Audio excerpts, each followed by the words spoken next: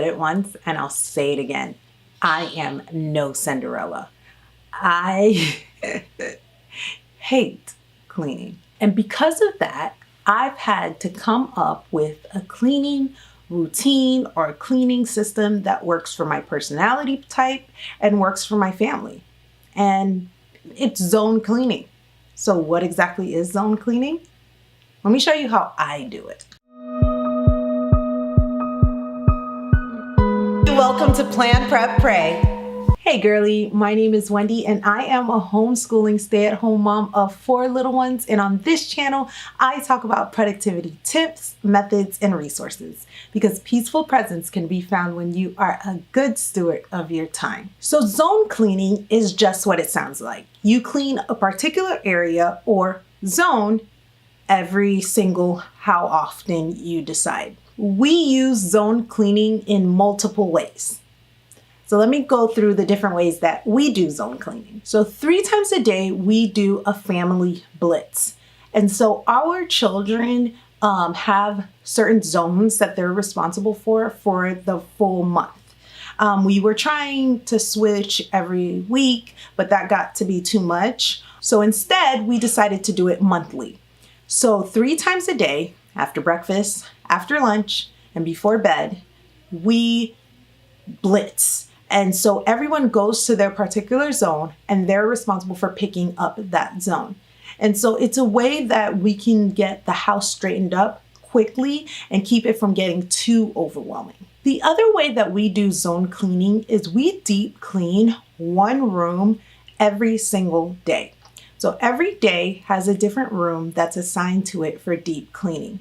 And so throughout the week, we pretty much deep clean every room in the house. And so we don't necessarily get to everything on our deep cleaning list because we have a list of different things that we want to accomplish within that zone, but we get a good chunk of it done. And then next week, when we go back to that same zone, we get the rest of it done. So for example, if our zone is the kitchen, it's Monday kitchen day. And so we need to wipe down the cabinets, clean out the refrigerator, clean out the stove, clean the dishwasher, pull out the stove, pull out the stove and sweep behind it, redo the cabinets, all those different things that are involved with doing the kitchen. Let's say we attack it, but we only get 1 through 4 done. Next week, we start at 5 through 10. So that's how we deep clean and get to deep clean everywhere in the house and it not being so overwhelming. So it is vital to write down what you need to accomplish within that zone. So by writing it down, you're able to know what you need to do next and you're able to hit all the points that you want to hit. So I've created a PDF for zone cleaning that I will link in the description. And the PDF pretty much walks you through assigning people different tasks within the zone, drawing out your home and creating different zones, and as well as assigning days to the particular zone. So it's a very thorough PDF. So like I said, I'll link it in the description if you want to check it out, and maybe it'll help you get started on your zone cleaning journey. All right, so I wanted to walk you through the polishing sheet that I have linked in the description. And so up here, you're gonna see the daily cleaning things. And these are the things that we do every single day in the morning, the evening, these are the things that I do every single day in the morning, the afternoon, and the evening. And so this helps me break down my personal chores for the day. Over here, we have what we do on a weekly basis when we deep clean a room or a zone. And so I have the monthly, which is the monthly clean. And so I have week 1, which is our declutter day. Week 2, which is just random, whatever I just feel like needs to be done.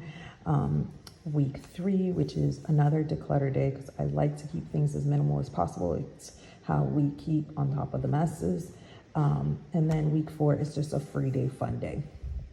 And so On a monthly basis, on a weekly basis, anything that we have to do for monthly goes on Monday. And so if we did declutter week 1 last Monday, then this Monday we'll do random, and then next Monday we'll do another declutter, and so on and so forth. On Tuesdays we deep clean the living room and dining room. On Wednesday we deep clean the family room. On Thursday the kitchen. Sorry, my children are playing. On Friday the bedrooms. On Saturday the car, the garage, and the backyard. This is mostly daddy. And I deep clean the bathrooms every single day, pretty much. So every day when I am bathing the little ones, I wipe down the toilet. When I am showering, I wipe down the shower, and I go to different showers so that I can wipe different showers throughout the week. And I wipe down the sink, and everybody wipes down the sink after they brush their teeth. Now, sweeping, mopping, that kind of stuff when it comes to the bathroom, that gets done on an as needed basis, which is usually at least once a week, and it's usually during Saturdays. And then Sundays is a rest day. And so down here, I write down everybody's responsibility, their name, and their tasks that they're supposed to be doing or that they're responsible for on a daily basis.